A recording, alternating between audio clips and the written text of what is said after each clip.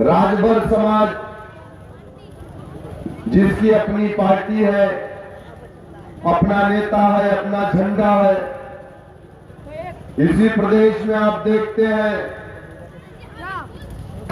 ठाकुर समाज जिसकी आबादी 4% है, उसने भी अपनी पार्टी बनाई और रघुराज प्रताप सिंह उर्फ राजा भैया को अपना नेता माना। इसी प्रदेश में 4% जाट समाज है, उसकी भी अपनी पार्टी है, राष्ट्रीय लोकदल। जैन चौधरी को उसने अपना नेता बनाया, अपना डंडा, अपना झंडा बनाया, उसकी अपनी आवाज है। इसी प्रदेश के अंदर 7% यादव है। इसी प्रदेश में 7% यादव है, जिसकी अपनी पार्टी है, जिसका अपना डंडा, जिसका अपना झंडा है, जिसका अपना नेता है। जबकि पूरे उत्तर प्रदेश में अगर आप देखेंगे तो 7% सिर्फ यादव समाज है। इसी प्रदेश में जाटव समाज जो 11% है, जिसकी अपनी पार्टी है, अपना नेता है, अपना झंडा है।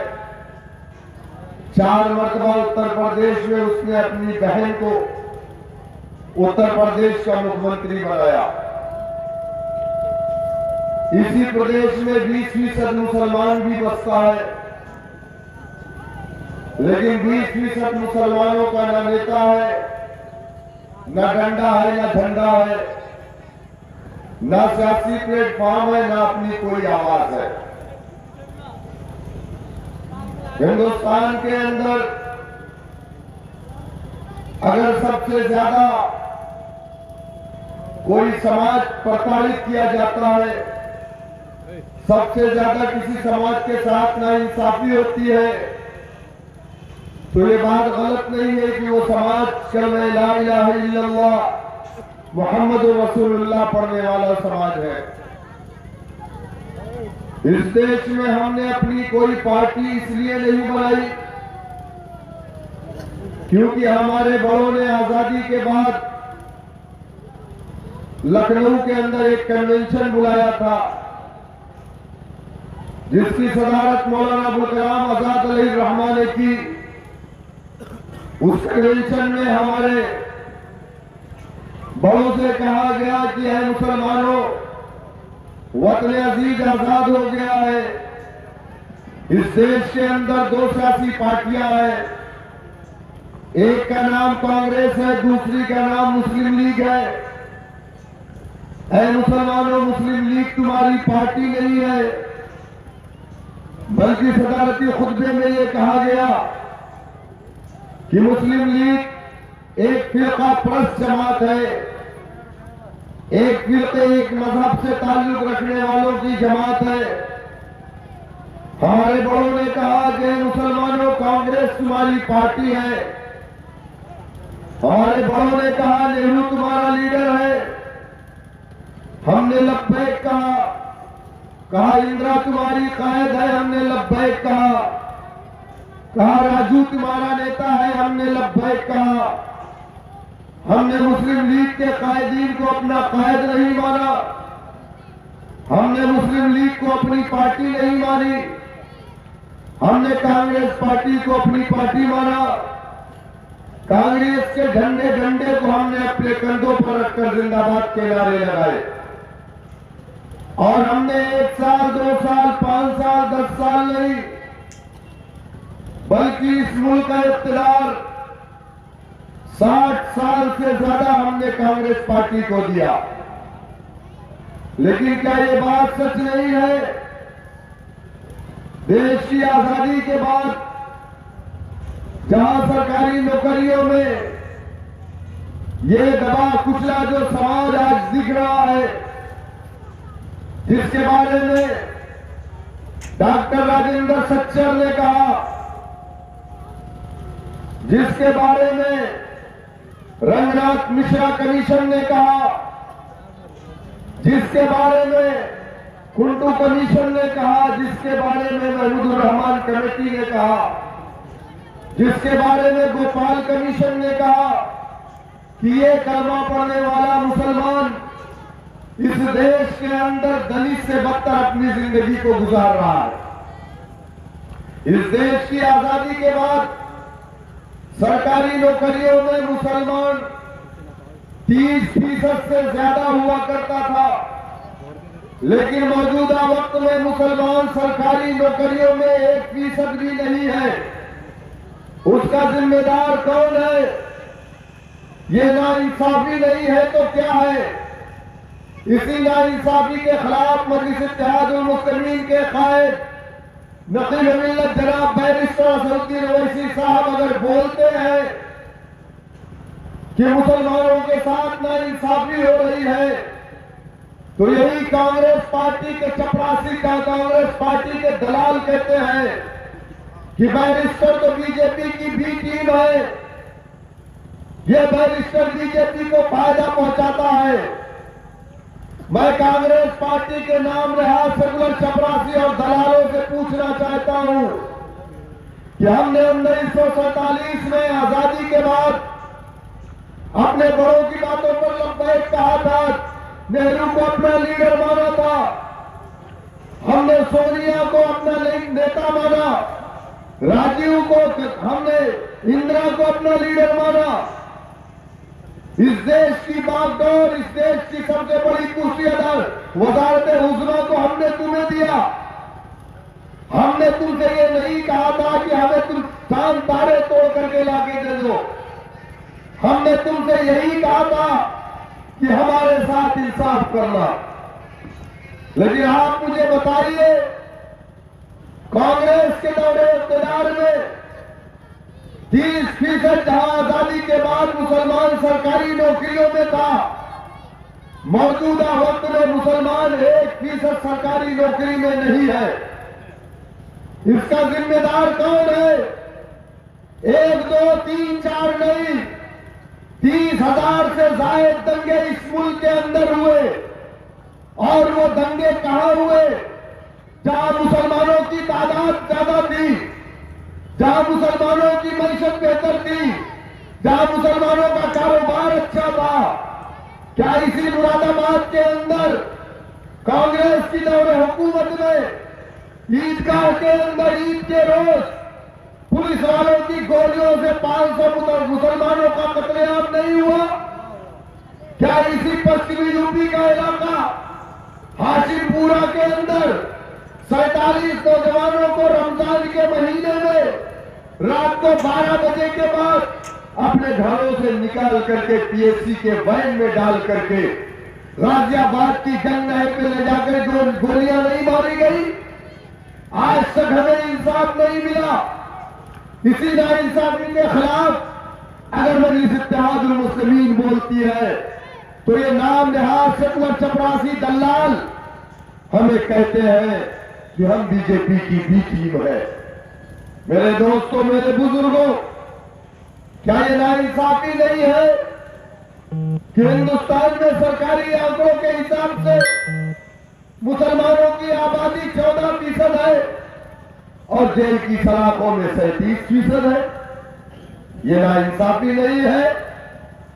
उत्तर प्रदेश में हमारी आबादी 20% है, जेल की सलाखों में मुसलमान 27% है। ये नाइंसाफी नहीं है? आप मुझे बताइए, हमने इस मुल्क की आजादी में क्या हमने अपनी जान माल का नजराना पेश नहीं किया? क्या हमारे उलमा इकराम ने अपने मदारिस से जिहाद का फतवा नहीं दिया? क्या हमने रेशमी रुमाल की तहरीक नहीं चलाई? क्या हमने कभी अंग्रेजों को माफीनामा दिया? नहीं मेरे दोस्तों, हमने अंग्रेजों से मुकाबला किया इस देश की आजादी के लिए।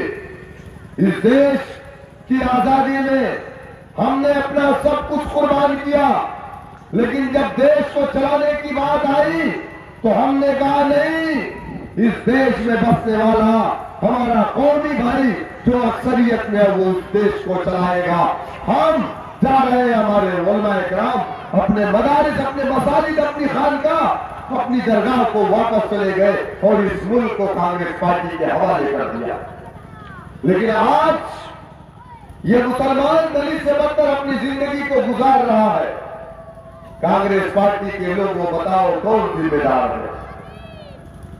हमारे हालात किसने किए? आज अगर हमारे इलाकों में स्कूल नहीं है, डिग्री कॉलेज नहीं है, बरेली से लेकर के मुरादाबाद तक एक भी गवर्नमेंट की यूनिवर्सिटी नहीं है, क्यों नहीं है?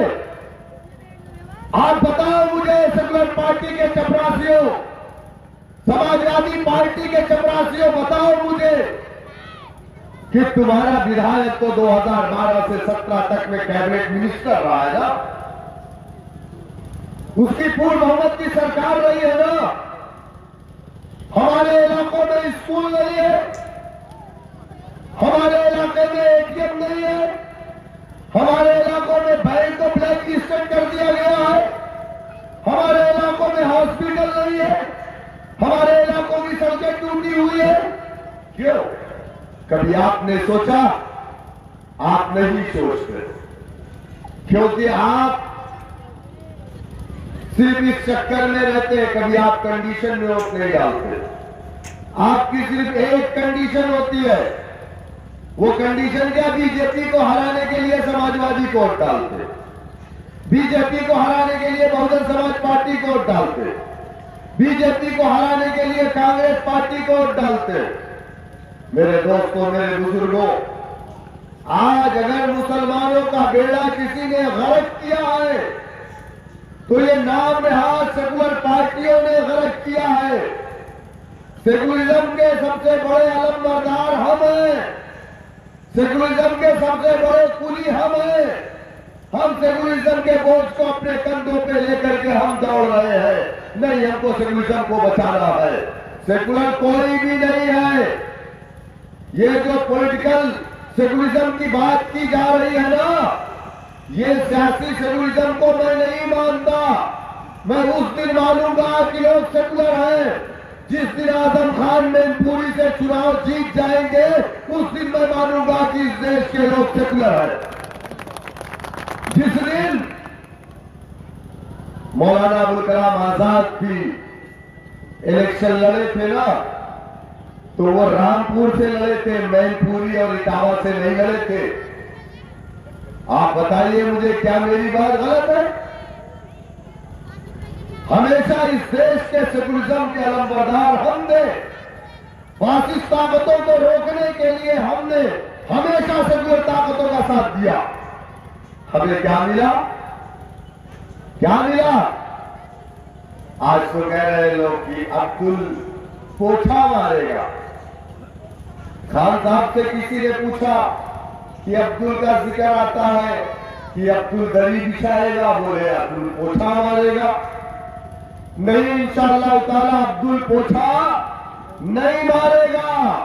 अब अब्दुल अपने हाथों में कलम लेगा, तालीम याफ्ता बनेगा और अब्दुल भी इंशाअल्लाह ताला जज बनेगा, डीजीपी बनेगा, डीआईजी बनेगा, आईजी बनेगा। मेरा बेटा भी तालीम याफ्ता बनेगा। अब हम पोछा नहीं मारेंगे। अब हम तुम्हारे होटलों में जाकर के प्लेट साफ नहीं करेंगे। मेरे दोस्तों, मेरे बुजुर्गों, मैं आपसे कह रहा था कि इस देश की सबसे बड़ी ताकत क्या है? सियासत है। क्या?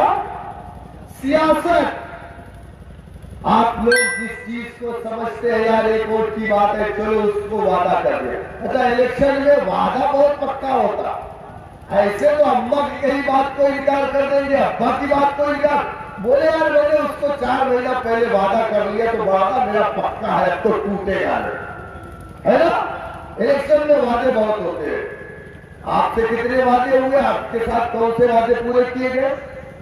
कोई वादा पूरा किया गया आपका? मेरे दोस्तों, मेरे बुजुर्गों, मैं आपसे बस यही कहते आया हूं कि जमहूरियत की सबसे बड़ी ताकत सियासत है। जिस समाज ने सियासत में हिस्सेदारी नहीं ली, जिस समाज ने अपना डंडा नहीं बनाया, अपना झंडा नहीं बनाया, अपना नेता नहीं बनाया, उस समाज की कोई पहचान नहीं, उस समाज को इंसाफ नहीं, उस समाज के लोगों को सरकारी नौकरी नहीं, उसके बच्चों को जेलों में ठूस दिया जाता।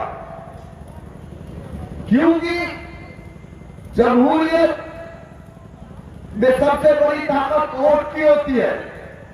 यही वोट की ताकत से आप जिसको चाहेंगे तख्त पर बैठाएंगे, इसी वोट की ताकत से आप जिसको चाहेंगे तख्त पर लिटा देंगे। लेकिन हमने क्या किया? चलो बीजेपी को हराना है, सपा को जिताना, बीजेपी को हराना है, बसपा को जिताना। कभी आपने अपने लिए वोट डाला? कभी नहीं डाला। आपने समाजवादी को वोट डाला, यादव समाज मजबूत हुआ। आपने बीएसपी को वोट डाला, जाटव समाज मजबूत हुआ। आपने कांग्रेस को वोट डाला, ब्राह्मण समाज मजबूत हुआ। आप बीजेपी को वोट डालेंगे, हिंदुत्व मजबूत होगी। आप खुद को वोट डालेंगे तो आप मजबूत होंगे। लेकिन आपने हमेशा अपने वोट का इस्तेमाल अपने लिए नहीं, हमेशा अपने वोट का इस्तेमाल गैरों के लिए किया।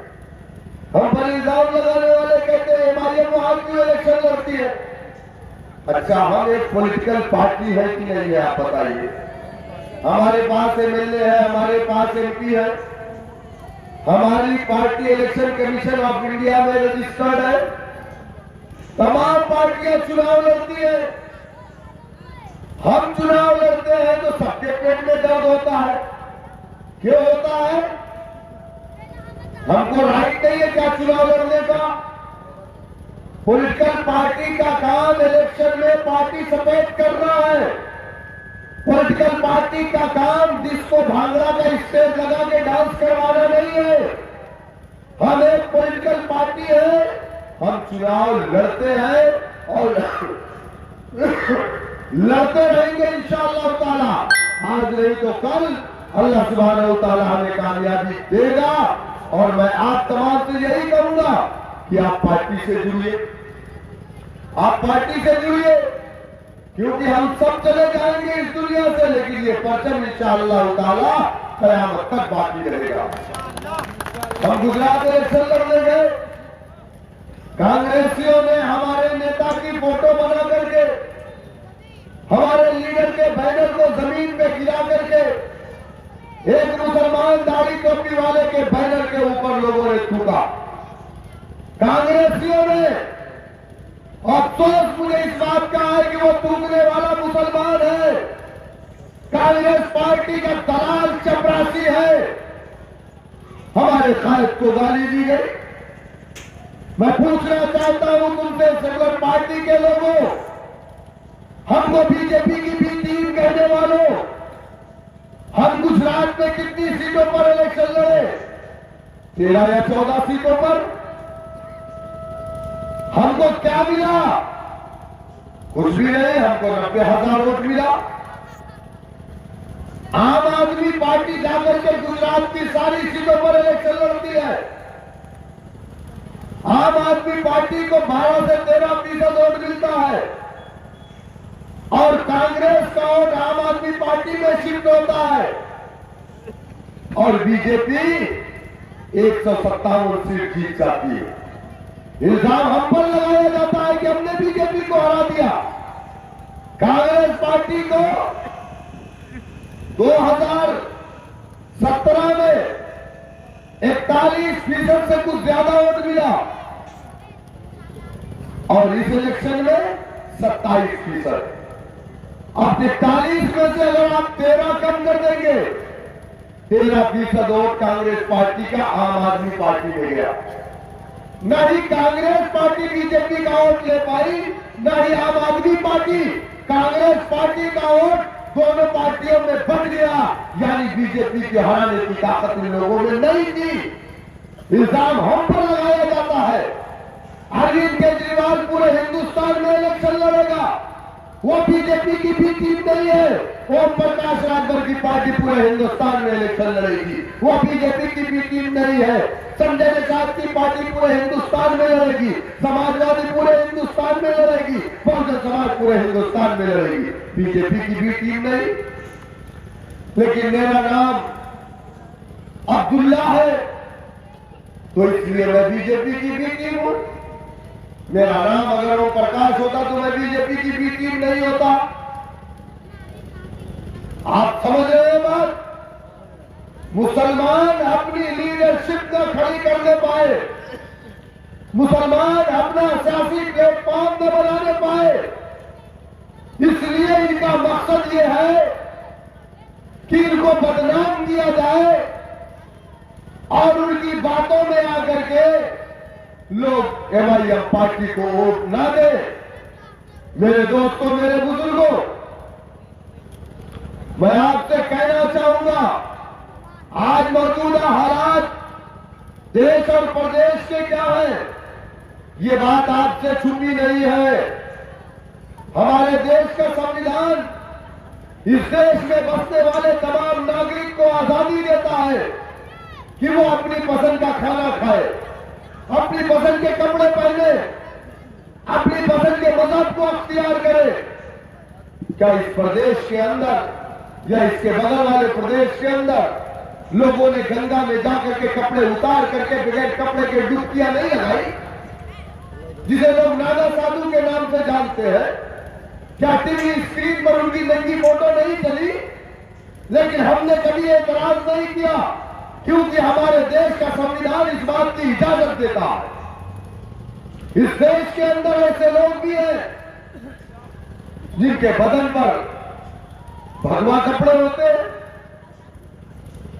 इस देश में ऐसे लोग भी हैं जो सिर्फ सफेद कपड़े पहनते हैं। इस देश में ऐसे लोग भी हैं जो टाट के कपड़े पहनते हैं। क्यों? क्योंकि हमारा संविधान उन्हें इस बात की इजाजत देता है कि तुम्हें जो पसंद है वो पहनो। इस देश में कुत्ता बिल्ली खाने वाले लोग हैं, इस देश में छछूंदर खाने वाले लोग हैं, चूहा खाने वाले लोग हैं। क्यों? क्योंकि हमारे देश का संविधान इस बात की इजाजत देता कि तुम्हें जो पसंद है वो खाओ। इसी देश के अंदर जहां राम की पूजा करने वाले हैं, वही रावण की भी पूजा करने वाले हैं। क्यों? क्योंकि हमारे देश का संविधान इस बात की इजाजत देता। इसी देश के अंदर जहां पर लहसुन और प्याज न खाने वाले भी लोग हैं, क्योंकि हमारे देश का संविधान इस बात की इजाजत देता। इसी देश के अंदर ऐसे लोग भी हैं जो किसी धर्म को नहीं मानते, जिन्हें लोग नास्तिक कहते हैं। हमारे देश का संविधान उसे भी मानता है। लेकिन इस देश में, अभी मैं आपको बताऊं, यही बात हम कहते हैं तो लोग कहते हैं कि तुम गलत बात बोलते हो। 24 घंटे कीर्तन होते हैं, रामायण होती है, महाभारत भगवत गीता पढ़ी जाती है। 24 घंटे 48 घंटे 1 2 3 नहीं 4 8 10 15 20 लाउडर लगाए जाते हैं। सुप्रीम कोर्ट का आदेश है 10 बजे के बाद लाउडर नहीं बजना चाहिए, लेकिन बजता है। खुदा की कसम, किसी मुसलमान ने आज तक एतराज नहीं किया है। हमने कभी विरोध नहीं किया और हम नहीं करेंगे, क्योंकि तुम भी हमारे भाई हो। 48 घंटे का मामला है, हम बर्दाश्त कर लेंगे, हमें कोई एतराज नहीं। लेकिन इसी देश में, इस प्रदेश में सबसे ज्यादा अगर टिप्पणी किसी पर है, सबसे ज्यादा अगर किसी पर निशाना है, कौन है? मुसलमान। तुम्हारी अजान से हमें तकलीफ होती है। अजान से तकलीफ सिर्फ शैतान को होती है, इंसान को नहीं होती। अल्लाह के रसूल सल्लल्लाहु अलैहि वसल्लम की हदीस है कि जब मुअज्जिन अल्लाहु अकबर की सदा बोलता है मस्जिदों से, तो शैतान रिहा खारिज करते हुए भागता। तो अजान से तकलीफ किसी इंसान को नहीं होती है, शैतान को होती है। हमारी अजान से तकलीफ बहुत सारी जगह है जहां मैं जानता हूं कि पुलिस वालों ने मस्जिदों से लाउडर को उतरवा दिए हैं, आज तक लाउडर को लगने नहीं दिया। मैं जिस जिले से ताल्लुक रखता हूं वो जिला आजमगढ़ है, जहां पर 10 विधायक समाजवादी पार्टी के हैं, जहां से मुलायम सिंह यादव सांसद थे, जहां से अखिलेश यादव सांसद थे, दुर्गा प्रसाद यादव पूर्व कैबिनेट मिनिस्टर, वो जहां का विधायक है, उसके क्षेत्र में एक गांव है जिस गांव के अंदर आज भी मस्जिद के गुंबद पर लाउडर को नहीं लगाने दिया जाता, और वो पूरी बस्ती यादवों की बस्ती है। वहां पर 7 से 8 घर मुसलमानों के। हमारी अजान के लिए हमको परमिशन के लिए बोले परमिशन लो, फिर आए तो लाउडर चेक करते हैं, 3 तो नहीं लगे, 2 तो नहीं लगे, 4 तो नहीं लगे। आप बताइए इसी प्रदेश के अंदर सावन के महीने में मेरे पुलिस के भाई यहां खड़े हुए, क्या मेरी बात गलत है? सावन के महीने में इसी पश्चिमी यूपी नहीं पूरे प्रदेश के अंदर क्या सड़कों पर कांवड़ यात्राएं नहीं निकाली गई? क्या उन पर फूलों की बारिश नहीं की गई? क्या हमारे पुलिस के लोगों ने उनके पैर को नहीं दबाया? क्या हमारे पुलिस के लोगों ने उनके पैरों में जख्म मरहम नहीं लगाए? सरकारी खर्चे पर हेलीकॉप्टर से उनके ऊपर फूलों की बारिश की गई कि नहीं की गई? आप बताइए मुझे, अगर मेरा एक भाई, मेरी एक बहन अगर पार्क में नमाज पढ़ ले तो सुबह से शाम तक टेलीविजन पे चलता नमाज पढ़ लिया। 1 महीना नेशनल हाईवे को जाम दिया गया था। क्या ये नेशनल हाईवे किसी के बाप की जागीर है? क्या ये देश हमारा नहीं है?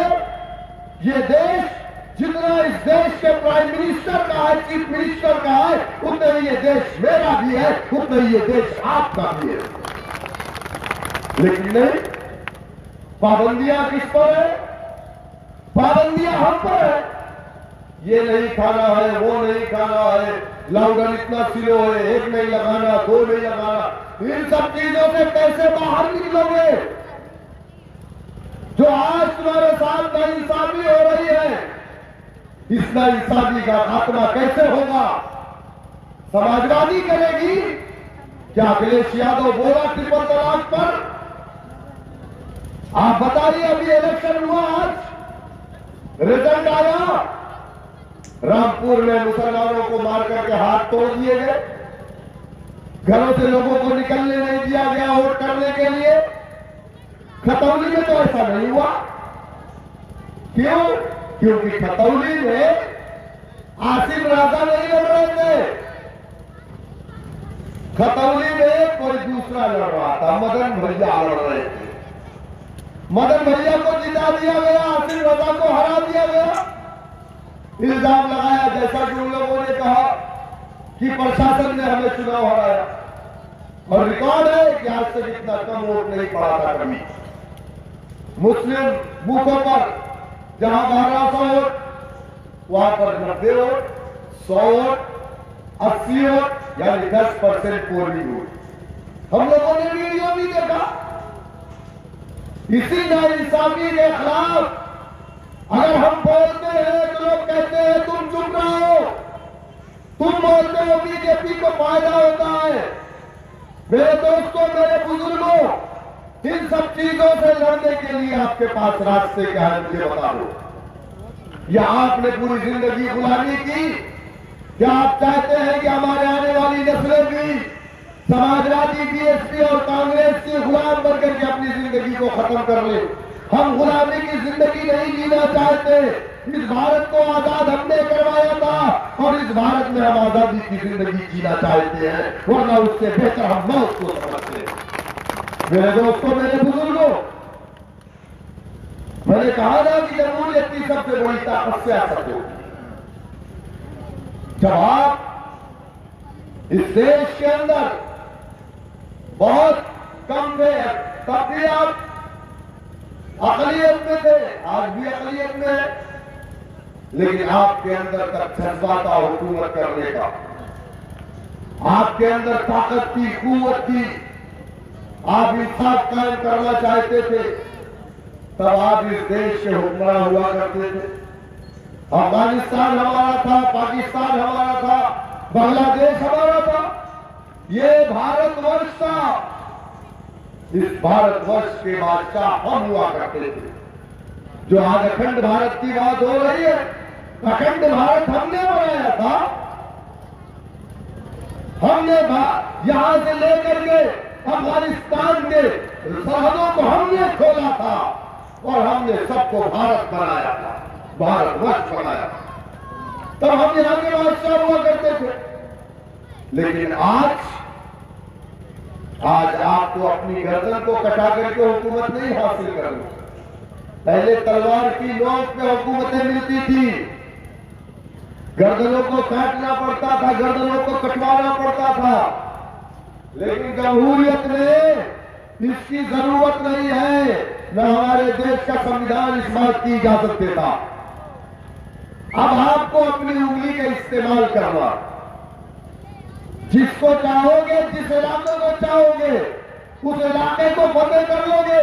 लेकिन आज आप कमजोर हो चुके हैं, जब आपको सिर्फ उंगली का इस्तेमाल करना है। आपके अंदर अल्लाह से ज्यादा बीजेपी का खौफ बैठा हुआ है। अरे मेरे दोस्तों, मेरे बुजुर्गों, अल्लाह सुब्हानहू तआला ने तो कहा कि मैं जिसको चाहता हूं दुनिया के अंदर हुक्मरान बनाता हूं। लेकिन आप चाय की दुकानों पर बैठ करके ये तय करते हैं कौन जीत रहा है, कौन हार रहा। अल्लाह सुब्हानहू तआला ने इस दुनिया में नमरूद, फिरौन, शद्दाद, कारून जैसे लोगों को भी हुक्मरान बनाया। इसी दुनिया में अल्लाह सुब्हानहू तआला ने यूसुफ अलैहिस्सलाम को कुएं से निकाल करके मिस्र का बादशाह बनाया था। मेरे दोस्तों, मेरे बुजुर्गों, हमारा काम मुत्तहिद होना है। हम जात बिरादरी के नाम पर मुंतशिर हो जाते, हमारे वोट बढ़ जाते, हम बढ़ते रहेंगे, कभी कामयाब नहीं होंगे।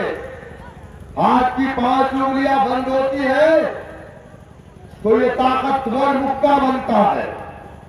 हाथ की उंगलियां काट काट करके अलग कर दो तो वो ताकत खत्म हो जाती है। हमें आपस में लड़ाया गया, और लड़ाया किसने? समाजवादी पार्टी ने मुसलमानों के अंदर बैकवर्ड और फॉरवर्ड का जहर घोला है। किसने? समाजवादी पार्टी ने। आपको याद होगा मेरे बुजुर्गों कि मुलायम सिंह यादव, अब तो वो इस दुनिया से चले गए। मुलायम सिंह यादव एक बहुत बड़े लीडर थे। मंसूरी समाज को बुलाते थे, एक आदमी को पकड़ते थे, उसको कपड़ा पहनाते थे, उसको पैसा देते थे, गाड़ी देते थे, कहते थे तुम जाओ मंसूरी सम्मेलन करो। मंसूरी सम्मेलन, चीफ गेस्ट मुलायम सिंह यादव। उसके बाद फिर एक सम्मेलन होता था, अंसारी सम्मेलन, चीफ गेस्ट मुलायम सिंह यादव। कुरैशी सम्मेलन, चीफ गेस्ट मुलायम सिंह यादव। और सारे लोगों को कहा किससे जोड़ा जाता था? समाजवादी पार्टी से। और हर एक सम्मेलन में मुसलमानों को आपस में लड़ाया जाता था। अंसारी को मंसूरी को गाली दिलवाई जाती थी, मंसूरी को सैफी को गाली दिलवाई जाती थी, सैफी से पठान को गाली दिलवाई जाती थी, पठान से शेरजादे को गाली दिलवाई जाती थी। इस तरीके से हमें बात किया गया। मेरी आपसे यही गुजारिश है कि मुत्तहिदा तौर पर मजलिस इत्तेहादुल मुस्लिमीन के इस प्लेटफॉर्म से जुड़िए। आने वाले निकाय चुनाव में मजलिस इत्तेहादुल मुस्लिमीन के उम्मीदवार को कामयाब बनाइए। आपका चुनाव निशान पतन का है। इंशाअल्लाह हम फिर आएंगे और फिर प्रोग्राम होगा, और हम आएंगे साथ साथ बड़े वाले साहब भी आएंगे इंशाअल्लाह ताला। अब तो दिल्ली का भी खत्म हो गया, गुजरात का भी खत्म हो गया, और मिशन उत्तर प्रदेश शुरू हो गया। और इंशाअल्लाह ताला सदर मजलिस जनाब बैरिस्टर असदुद्दीन ओवैसी साहब भी आएंगे। मेरी आप तमाम से यही गुजारिश है कि आप पार्टी से जुड़िए, मुत्तहिद रहिए, मुनज़्ज़म रहिए, और एक अपनी सियासी क़ुव्वत बनाइए और अपने दरमियान से अपने नुमाइंदे को कामयाब करिए, ताकि आपके इलाके में एक अच्छी नुमाइंदगी हो सके, आपके इलाके में डेवलपमेंट का काम हो सके। मेरी आपसे यही दरख्वास्त है। बहुत बहुत शुक्रिया। अल्हम्दुलिल्लाह रब्बिल आलमीन।